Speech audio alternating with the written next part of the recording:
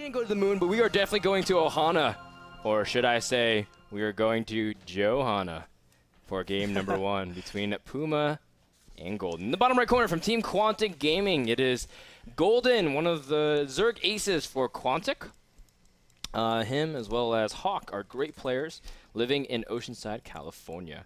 Now in the top left, we have from Team Evil Genius's Raid Call. It's PuMa, the Season 1, Season 2 champion. As well as he has a few IEM titles under his belt. He's done well at DreamHack. Remember when you lost to Hero in the finals and everyone expected Hero to win NASL after that, and then PuMa came back to win Season 2. Awesome story, awesome guy, and I just like PuMa's evolution as a player as well. Yeah, it is important to note that PuMa just didn't do as well with his TVP last season. If we remember and recall, he actually met up with MC. If he beat MC, he would have to play against Hero. That was an awesome story. You have to go through NASL Season 1 and then Season 2 all over again. But he actually got stopped cold, hard in his tracks against MC, who 3-0'd PuMa. It was absolutely ridiculous.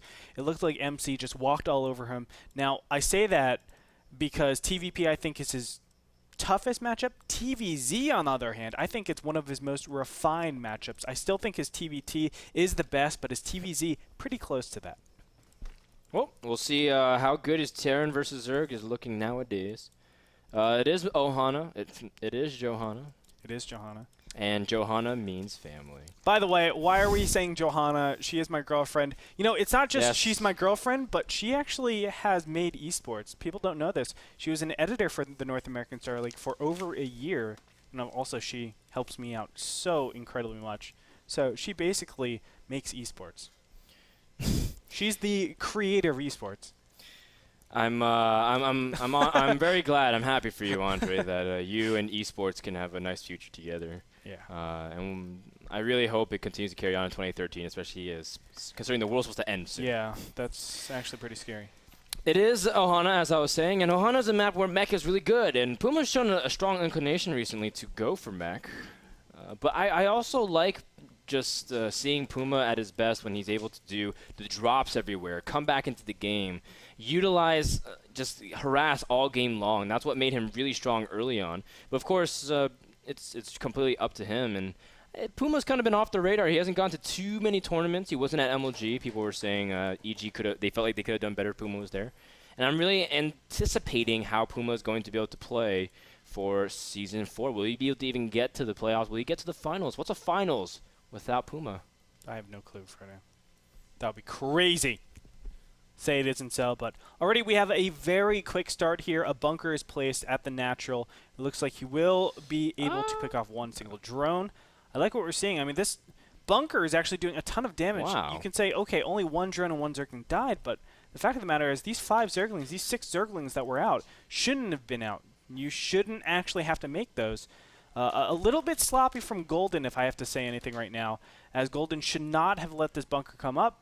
And on top of that, should not have let this bunker, or excuse me, the Marine enter the bunker. And one Marine had 4 or 5 kills, or 3 kills. So it was really nice from PuMa just to pressure slightly without sacrificing too much. It was the bunker. Did he get the salvage off too? No, he didn't. Okay. So he did that would have been so sick. A total of 200 minerals from that. You can see he even repaired, so 202 minerals from that engagement.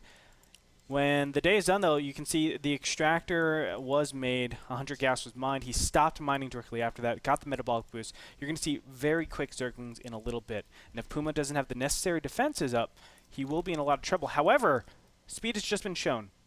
The Zergling is moving very, very fast, and PuMa should be like, whoa, whoa, whoa. I have to be careful because there can be some sort of Zergling or Zergling Baneling all incoming. Yep. Still pretty standard, though, so PuMa doesn't have to be terribly, terribly conservative. In fact, look at that. He's placing the command center. I like this placement a lot, actually. To be able to do it while being safe against any kind of run-by and still have a bunker in a nice position. Yes. You don't have to put the bunker by the ramp instead, because normally you tuck it by the minerals to reduce surface area. Yep. But this is a really nice compromise. I like that. I agree. I'm not too thrilled with the decision overall. I feel like this is actually an incredibly risky move to do. Even with Hellions coming out? Even with Hellions. Zergling Baneling can be so powerful, and you saw metabolic boost finished. I mean, there is no excuse to actually put down this command center.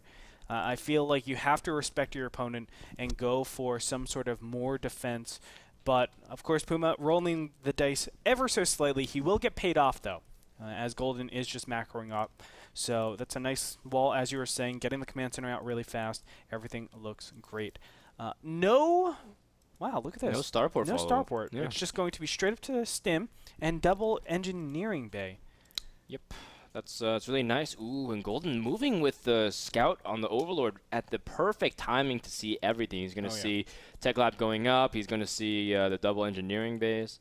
And, well, so it's not going to be mech. Either that or it's going to be the most inefficient mech ever from PuMa. Yeah. And he knows it's also not double factory either from Hellions, which is also another thing checked off. And this just going to give Golden, well, I saw the third command center. I see double engineering bay. I know exactly what's coming up.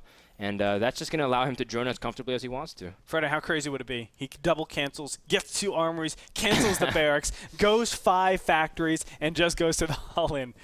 Yeah, no awesome. Upgrades. No upgrades. Actually, Don't there even get the armors. is a 2 base 5 factory push with no upgrades. But, like, no one does it anymore because it's so inefficient if you get scouted. But if you surprise, man, it can do some. It's just Hellion Siege tank. You just crush everything. You make these 2 E-bays, but in the back left-hand corner, you actually have that armory. And all you have to do is easily cancel it. And actually expect the scout from that Overlord. Of course, we're just messing around here. Looks like PuMa will be able to just nice little drone pickoff. A little bit greedy, though. Yeah, not worth all of these Hellions, though. The Hellions will go down. You can see they get surrounded very easily against this edge. So pretty easy sweep up right there. Golden way ahead. You can see 82 to supply to 45. Income temp 62 to 39. Sweet, merciful Jesus. That is such an extremely high amount of drones compared to his opponent's SCVs. Golden is just super far ahead. Yep. That's what you get to do when Terran plays so greedy. That's right. Especially when they have no ability to pressure anymore. Hellions are gone. You can't invest in anymore. Otherwise, you just won't have any bio units by the time you want to poke. Still can go for like that 2 medevac poke that some Terrans did. We saw MMA do that not too long ago, and it's kind of a way to take tempo early on. Some Terrans are actually going back to bio after such a long phase with mech. We saw MVP really try to push mech onto the scene. We see players like Major and Lucifron really employ mech. But some players are transitioning back into bio because they feel like mech's been too figured out. Even I was talking to Mr. Bitter, talking to Ben. He thinks mech is too easily figured out as well, so as long as you scout and prepare for it. What are your thoughts currently as Terrans are struggling between mech and bio? I've always thought bio is the best. I know a lot of Terrans actually don't agree with that, but I think theoretically mech is just not feasible. You know, it took Zergs quite a long time, but how you actually play against mech is the same way you do bio against mech for TVT. And I think you're seeing very similar styles with, you know, just using that bio or the roach drops, etc., to buy you a lot of time until battle cruisers, or in Zerg's case, it's going to be, of course, the Broodlords. And what they're doing is just going for the base trade. And they're saying, okay, well, my roaches are going to kill you. Yeah, you can attack in, but as soon as you get 4 Broodlords up, what are you going to do? You have nothing to do. And of course, it can slowly whittle you down because you maybe have like 2 Thors, 3 Thors. Not too many. So what it comes down to, I feel like, yes, it has been figured out. It's a lot easier than TVT. But how PuMa has been doing this bio has not been the most optimal. Oh! There's no more Infestors out, actually. I thought he was going to lock down and drop some Infested Terrans. Zerg run by the 3rd base, too. PuMa was not very comprehensive in his defense. But PuMa gets a good sense of what his opponent is doing. Yeah. He is behind in supply. By 14-minute mark, he should be basically where his supply cap is. He should be going on to 120, 130 supply and able to get out his 2-2 upgrades. His 2-2 push is non-existent.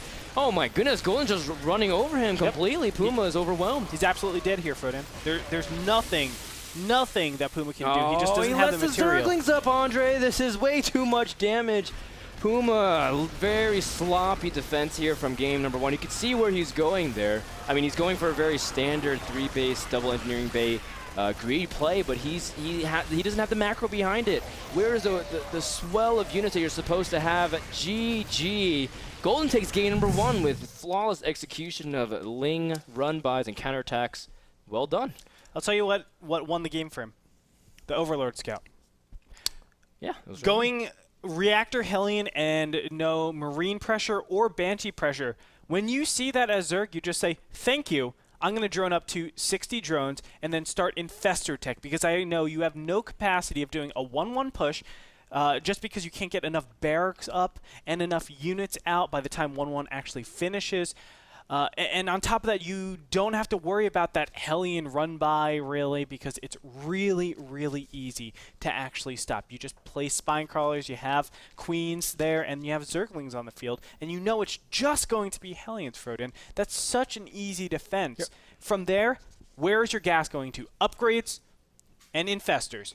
Not really a lot of Banelings, and you want to force as many Banelings or Roaches or something that doesn't go straight to Infestors, else Zerg will take an immaculate control over the map with just Infestor coverage. I feel like the game was like a game from 6-7 months ago where Terran would be doing these 3 command center styles into double engineering bay, and Zerg responded by saying, I'm going to get 11, 12-minute hive, tech to whatever I want, only make Zerglings be safe, spread creep, which is also a way to deny the Hellions, and then from there just run away with too large an advantage. But I didn't expect the game to end there. I was thinking PuMa would make a 2-2 push, try to mass up something, and then maybe take a 3rd base, deny the 4th base, maybe take his own 4th and play Siege Tank Marine until Broodlords come out. Yeah. But he never even got to that point. Yeah, and then on top of that, he actually loses his Hellions. I mean, everything went poorly for PuMa. It's really a shame. He is the Season 1 and Season 2 reigning, I shouldn't say reigning champion, but he was the Season 1, Season 2 champion. It's just a shame to see him in this form. I can definitely see maybe his health problems coming into effect here. Hopefully that isn't affecting too much as we get ready for game number 2. We want to remind people that the finals tickets are on sale. They're selling hot. We'll be there, of course. Cashing the players will be there. Lauren Lease will be there. Lauren, do you have anything you want to add about the finals? If you guys enter the promo code LABYTE, you'll get a $20 discount. So make sure that you go to Ticketmaster.com, buy your tickets, enter the promo code, and come say hi. What is the promo code? LABYTE. Good. Good. Doing my research. LA Byte would be $20 off, and with the $20, why don't you buy an audiobook and check out NASL.tv/P/Audible, where you can download a bestseller. I wanted to read some Dostoevsky. I read the premise of one of his books, and it was really, really, really fascinating. He makes a bunch of commentary on political culture and stuff. Is the end justify the means? And I'm really interested to do that. I'm going to check out Audible when I go home. Yeah, it sounds very entertaining. When we come back, game number 2 between PuMa and Golden. I'll explain to you more when we take a break.